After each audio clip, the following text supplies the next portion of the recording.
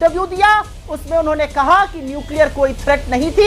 हम अपने यूनिफॉर्म लोगों की बात बिल्कुल सराख पे रखते हैं और हम मानते हैं थ्रेट नहीं थी।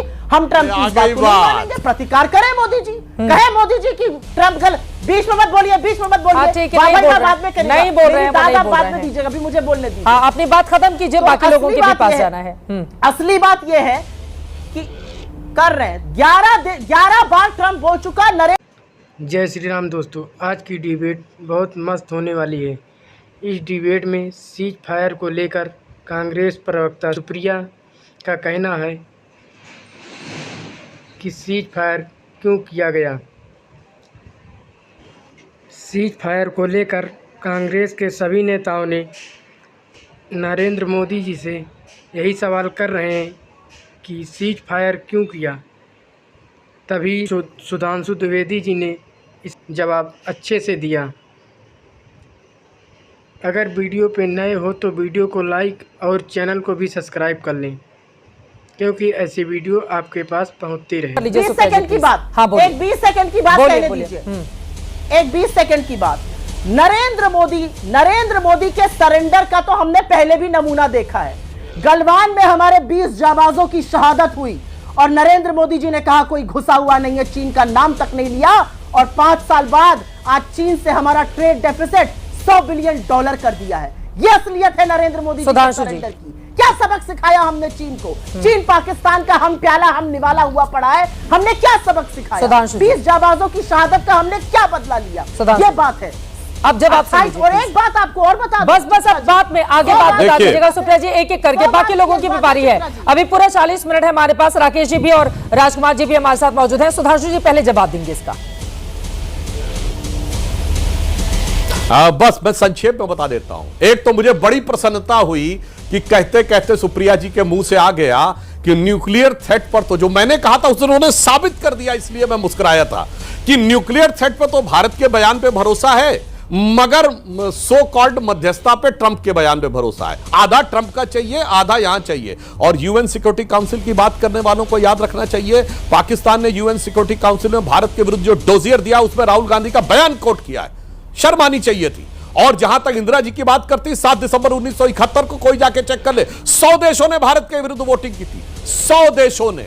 सोवियत रूस ने हमारे पक्ष में वीटो किया, आधा दर्जन बार वीटो किया। और वो क्यों किया और उसका क्या हुआ वो अलग बात थी। 93,000 प्रिजनर ऑफ वॉर थे, उसके बाद हम पीओके नहीं ले पाए, छोड़िए। 54 प्रिजनर ऑफ वॉर अपने छुड़वा नहीं पाए, वो छोड़िए। छम में 160 किलोमीटर आ गया था, वो सरेंडर कर दिया वापस पाकिस्तान को। और 13,000 किलोमीटर हमारा पंजाब और सिंध का था, वो सरेंडर कर दिया पाकिस्तान को। बेनजीर भुट्टो ने अपनी किताब डॉटर ऑफ द ईस्ट में लिखा है कि जब वो लोग शिमला के से जाके रावलपिंडी में उतरे, बोलिए नहीं, जो दर्शक जाके चेक कर लेगा। आप लोग तेरे व्हाट्सएप पे नहीं बोलता हूं, किताब के साथ बोलता हूं। सुन लीजिए, आप भी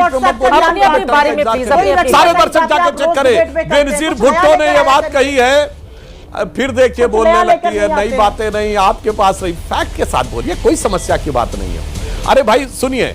और उन्होंने कहा कि इतनी खुशी थी रावलपिंडी में कि जो हम जंग हारे थे कूटनीति पे सब जीत के वापस आ गए। और 19 नवंबर 1962 को जवाहरलाल नेहरू ने केनेडी को लेटर लिखा कि हमें आपकी सेना का, वायुसेना का स्क्वाड्रन चाहिए, आप ही के पायलट चाहिए, आप हमारी एयरफोर्स की स्क्वाड्रन का कमांड संभालिए। और यह 2010 में डिक्लासिफाइड हुआ है। उस समय के हमारे राजदूत ने लिखा कि मेरा सर शर्म से झुका जा रहा था जब मैं देने के लिए जा रहा था। इसलिए 20 नवंबर को अमेरिका ने हमारे पक्ष में आके 62 के चीन के युद्ध के समय किया था। इसलिए छोड़िए, सरेंडर का कैलेंडर बहुत पुराना है। जो आप ये देख लीजिए, 2023 में लोकतंत्र के नाम पे सरेंडर, 2011 में राहुल गांधी ने कहा 15 जुलाई 2011 को आतंकवाद को रोकना संभव नहीं है, आतंकवाद के लिए सरेंडर। 26/11 के बाद शर्म एल शेख में न्यूट्रल डेस्टिनेशन पे कहा आतंकवाद से शांति वार्ता प्रभावित नहीं होगी, सरेंडर आतंकवाद के आगे। 1971 मैंने बता दिया, 65 में हाजी पीर का धर्रा सरेंडर, 1962 में क्या क्या नहीं सरेंडर, 1960 में सिंधु नदी का 80% जल सरेंडर, 1948 में आधा कश्मीर सरेंडर और 1947 में 1/3 हिंदुस्तान जिन्ना को सरेंडर। क्या होती है मैं बताता हूं। जॉर्ज ऑरवेल ने जो 1946 में लेख लिखा उसमें कहा था कि भाषा का इतना महत्व है कि bad language can be as bad as the weapons of mass destruction. अरे आप बोलने दीजिएगा क्या?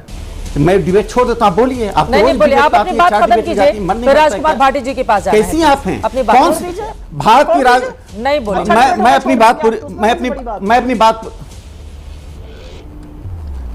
मैं अपनी बात कर दूं। आप इतनी बड़ी नेता हैं कि जॉर्ज ट्रंप आपसे छोटे हैं, पुतिन छोटे हैं, दुनिया के सभी नेता छोटे हैं, नरेंद्र मोदी तो कुछ हैं भी नहीं। आप 4 साल से प्रवक्ता बनकर देश की राजनीति में क्या गंदी भाषा का प्रयोग कर रही है, देश देख रहा है। आपने अपने व्यक्तित्व को गिरा लिया है। मैं टिप्पणी नहीं करता हूं जिस ढंग से आपने आज नरेंद्र मोदी जी की भाषा का प्रयोग किया